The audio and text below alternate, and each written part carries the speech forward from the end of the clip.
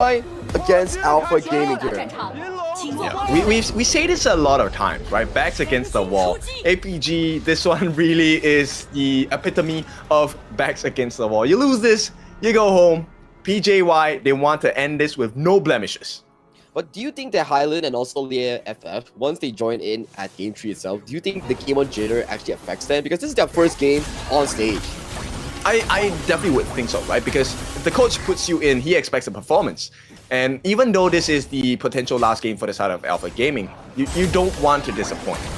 And Engage is coming as well, coming in for the side of APG. So a much better early game planning to put pressure on towards Ranxiang in the jungle department. I like this a lot, right? The multi-man rotation, APG is working on making sure they get maximum value out of the rotations. Now Xiang here, I think he might want to try and reset the buff.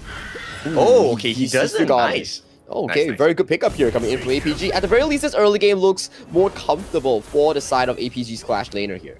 Yeah, and a lot of people will question why are they leaving that mid lane open, right? This is number one so that the junglers can take advantage of the waves. At the same time, if you miss the waves, you kind of cut down the growth of EXP here. I like this movement by Yulong as well as Shishan. They should be able to get this mid wave in advantage for themselves. Yeah, plus fact for the side of PJ.Y, to leave open the entire wave for the side of the Fade, it accelerates the growth of such a strong jungle assassin here. Usually jungle assassins need to be paired up with a bit of a utility mage to give up some of the farm so you can accelerate that itemization. Yeah, and I like this immediate transfer and TP from the side of the Fade. So Ranxiang doing well to put pressure, slows down the rotational speed of APG. Even if it's just for a little bit, it could be the difference maker.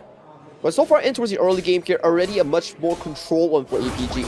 At least for now, they do in fact get the lead in towards their pocket.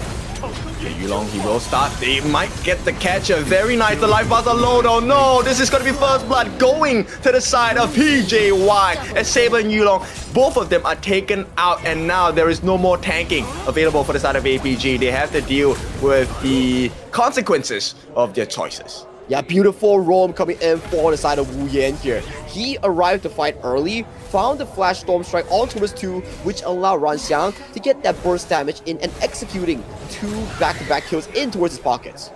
Right, so let's go back to your question. Do you think the nerves have played a part? Don't think so here because it's still Wu Yan and Ranxiang here, but take a look at this replay here. Without the rotation coming in for the side of the Clash thing coming in from the Byron, this play wouldn't have been looking so good for the side of PJ.Y. Exactly, the rotations coming in. I think this is the main difference, right? Understanding what is available for the team fights and maximizing all of the kits available. This was the difference maker for the side of PJ.Y so far in this first big exchange. The exchange needs to be much more aggressive coming in for the side of Alpha Gaming here, because if they start to be on the aggressive end, the lead is just going to be slowly but surely funneled into the pockets of PJ.Y. Yeah, and this was a situation that was already not as difficult for the side of APG because PJ.Y, I think Leah FF did not even use his Unbridled Outburst. So that is going to be a huge issue later. I think it was like level 3 at that point, so yeah, he couldn't really use the Unbridled Outburst. But that just shows you why Wu Yan's roam coming down for that play was just so darn important here. Without that, potentially that fight could have dragged longer into the favor of APG thanks to the Ata healing here on the side of Yulong. Okay, I want to point out this difficult situation that APG might find themselves in, which is the initiation. How do you get the initiation here? You require Xiang to get the Razor Cavalry. I think it's Yulong on the front and Xiang on towards the back, then Saber playing the peel role here. But you can see the advantage that PJ.Y has already generated really doesn't allow APG to play these team fights. Yeah, they can't. They're just locking and pushing Saber back at this point. They don't even, like, this is one difference maker that I feel is so valuable to learn from the side of the Chinese region. They don't go for the kills unless it's a guarantee. End of the day, they're just slowing you down so they have more access to the rest of the map. It's very mathematical, right? Like, hey, do I want to spend so much spells on a kill like the roam? It's like, nah, I don't want to because it doesn't damage their economy earning here. So they get the poke, they're done, and then they go back for their buffs, and then they revisit you on the next objective. Okay, but this behavior, exactly what APG needs to do.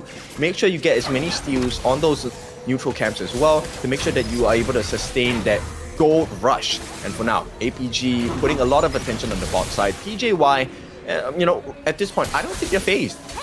They're not phased as of this point. They're just like taking it chill, playing their own game here, finding the next big engage. But APG holding on strong, only a 1,000 deficit for the global team thus far. At the moment, because if you take a look at the highest gold now, is Ranxiang, close to 4,500 flash coming in as well. Shishan forced to run away. They get the gold ship down. Can they finish the kill? They need more support. It's not gonna be enough, and looks like Saber will be the next victim. He gets away, and Yuzi is the first to fall in this exchange. APG, well done. What more can they find? Yeah, a very big of an overplay here coming in for the side of Youzi here. Does get caught by the ghost ship and then executed within the walls. Look at the rotation here. Xiang might be catching out Highland on this Shicha. Oh, they caught him, Xiang. Even if the flash, there will be room created in APG. This is the kind of performance we've been waiting for. But now, 1v3 Yulong playing the same kind of cards, just pulling the attention of the PJ.Y players so that Shishan can make that split push in the mid, and APG can secure this T1 at the bottom.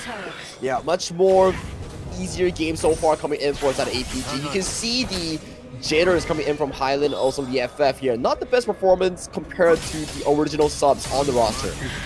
Okay, I think, you know, we have gotten different answers at different times. It feels like sometimes the subs are feeling it, sometimes they're not.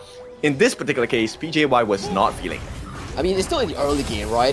We do see an engage coming in for the side of Yulong, forcing Youzi to bait out that ultimate here on the Xiao Xiao. Right, so what needs to happen here? That's the biggest thing. APG, I think they've taken pretty good fights, but this rotations, what needs to happen? For APG is to make sure that Son hits that 3-item power spike and then play the team fight accordingly here. But so far, it's still a very slow phase in the mid game. This is where the double clash thing coming in from PJ.Y starts to come online. Yeah, and actually, if you take a look at Yulong, Yulong has been finding those very nice catches. Nice from the back as well. And Bridal Alphas, they make that initial cut onto Saber. He's going to be taken down. Not a lot of tankiness left on the side of APG. But still, they aggress. And APG, even though they lost their one-man roam, they will be able to survive the rest of the onslaught. Makes it out safely. They get to defend their T2, but they had to lose the T1 in the process. That was a very good snipe of the Unbridled Outburst coming in from Lee FF on the hands of Saber here. CC chaining game, making sure that this Dunshan isn't able to press any single spell here. Has the redemption, has the flash, has the shield as well. So he was just locked down for no reactive play. So at this point, like, does Yulong want to expand his ghost ship early? Or does he want to wait for a later part of the fight to do it? For now, it's more of the value, right? If we can get the shield early though, but Xiang, no way. executed here. So back to your question here. Okay, my thinking of the redemption, you use it early so you don't get poked down. So you still have the actual HP bars. That's true. And I feel like Yulong needs to place a maximum usage of the passive when his normal attack is enhanced, right? He needs to pull them towards the wall. The ghost ship timing, I feel it's good. Right now, they will be able to stop the wave from coming in, but still, backdoor protection is not available. They get the stun in as well. Yulong falling low, will not be able to survive this. Instant secure, and PJ.Y, they make a mistake, but they come back strong. I start to understand the composition here coming in for the side of PJ.Y. Highland onto Chicha here, pseudo marksman build, going with the ultimate to break the HP bar coming from the side of Yulong's Ata. And then Ranxiang comes in, swoops up the kill with a hardened Jade Seal, making sure that Yulong isn't able to get the healing in. Which is why I was asking, right? Like, where is this initiation coming from APG? It feels like it's super required, like it's a prerequisite. The Xiang needs to land the Razor Cavalry, or they don't get a good fight. As of this point, even if they engage right, it's looking to be a very difficult one because yes, Yulong can engage, but the follow-up is locked very consistently coming in for Wu Yan against Xiang. So if Xiang wants to go for the flank, it's always looked down by Wu Yan to stop him with the good Razor Cavalries. Yeah, it feels like they don't really have the appropriate stunts or control available. You do have the throwback from the side of Saber, but that's definitely not enough. And if you go in as Saber, you lose out the utility base of the reworked Dunshan here. But if you look at Xiang though, he might be the one to fall to get smited again. Yep, there's no way. This is where level difference is such a big factor, right? 2 level advantages, it increases the amount of damage you deal against the lower counterpart. And Ranxiang, he's able to chase. So what if you have a super mobile Guan Yu War Saint? It does not matter. Yeah, it goes back to the mid-share farm as well, right? Given the entire way towards Ranxiang, accelerating the growth on towards this strong jungle assassin, making sure that he gets these item power spikes here. And 10 minutes on the mark here, immediately you see the team with the lead starting double objectives once again. And they're showing you what to do, right? So with this particular position they're in for the side of PJ.Y, is it the biggest financial advantage? It's just at this point 3,000 plus. But because of the constant pressure of a potential unbridled outburst, save, and a knockup from the side of Wu Yan on the Storm Strike, you are in a position where if you get caught out, there is a soft guarantee of a kill, which opens up the space for the map for players like Hylian as well as Ranxiang to go and take this neutral objective. APG have no answers because they don't know that this is happening, and even if they do, they can't do anything about it. Xiang was on death timers there, gives the free objective towards Ranxiang, and with double shadow objectives, once again, it's go time for PJ.Y. They are looking thirstily on those high ground turrets. Yeah, and now they're gonna make the full secure, right? So a couple of win conditions you're looking for. For PJ.Y, they have both the neutral objectives, so you have the Shadow Overlord as well as the Shadow Tyrant buff. But then here comes the big ones. You have the Crimson buff in the hands of Hylian and Ranxiang, your main damage dealers here. That's the thing about Shucha, right? She applies the on-hit effects so well with the items and with the auto attacks, especially when she pops the ultimate. The attack speed just gets uncapped and goes at you with ham, right? So right now, they're aggressing towards this high ground. Yep, they will give away the T3 at this point. They have not found an opening against the likes of PJ.Y. They might be losing another T3. For the moment, it still stands, but one more hit will do it. And with that, this could be the final fight. They come in with the lockdown, quite a bit of damage from the side of Hylian. But APG, they survive. For now, but Razor Cavalry does come through. Yep, it's not gonna be enough though. Xiang is falling low. They need more backup. They don't have the damage. And APG, they have to turn their tails and run. Yulong immediately locked down with the Hardened Jade Mark as well. And APG, they can't find an opening. They will be taken down. Susan attempts a pushback. Not gonna work. Such a clean team fight here coming in from PJ.Y. The moment Razor Cavalry comes in from the side of Xiang, they disengage immediately and remove them from the map here. Son forced to flash away and sealed, jaded, Shusan taken down. Yep, it's not going to be a beautiful ending for the side of APG, but a wonderful one for the side of PJ.Y. An ace to finish for the clean sweep. Yeah, 3-0 here, winning the best of 5 with style and domination here. The KPL rookies proved to be an unreachable one so far for the global teams here, especially Alpha Gaming. Okay, but what a lesson, right?